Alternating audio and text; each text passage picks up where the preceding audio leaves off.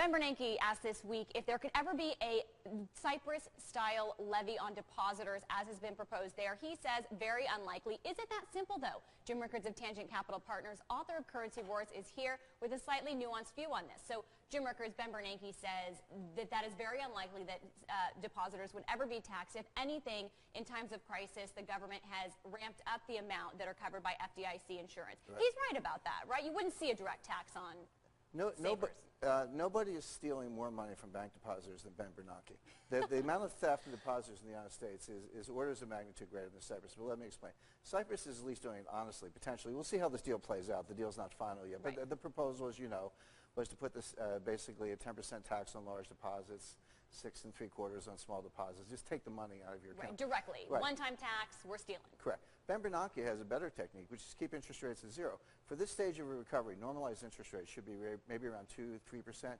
You apply 2 or 3% relative to zero to the entire multi-trillion-dollar deposit base in the United States of America.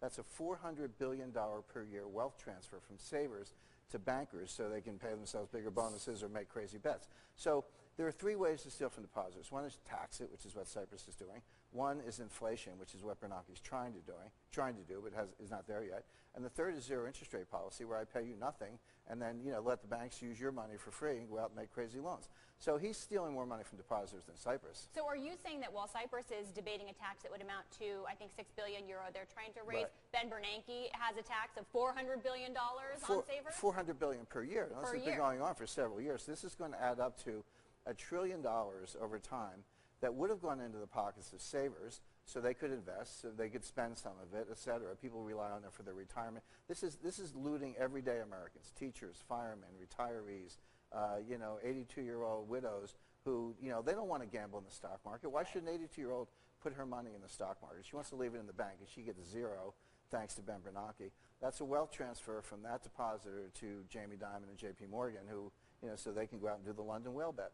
So let me play devil's advocate for a moment, sure, because people have been touting that home prices are rising and that millions of people, sure, who were underwater at the end of 2011 now aren't. And Ben Bernanke would probably pat himself on the back and say, hey, we had something to do with that. So the subsidy for home prices and wealth in that way, is that in some way making up for the tax on savers? Well, Ben Bernanke patting himself on the back is not a guess, Lauren. He actually did it yesterday. He took credit for it.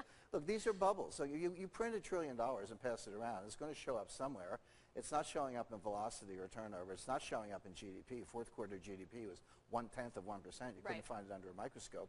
What's going on is we're getting asset bubbles again. So good luck with that. We know how they end. So it feels good. It's like drugs. It feels good the first time, and then you end up dead. So stock market's going to go up for a while. I expect stocks will go up, but they're going up in nominal space for the wrong reasons. This is not fundamental. This is money printing, asset bubbles, plain and simple. They're going to crash. So when are we going to end up dead? Is it when Ben Bernanke starts tapering off bond purchases, when we see sustained labor market improvement? Well, good question. He can't, though. How can he withdraw this support? And Janet Yellen gave a speech recently. They said, this 2.5% inflation goal, 6.5% unemployment goal. First of all, as the chairman made clear yesterday, those are not triggers. Those are thresholds. Like, they could hit them and keep going.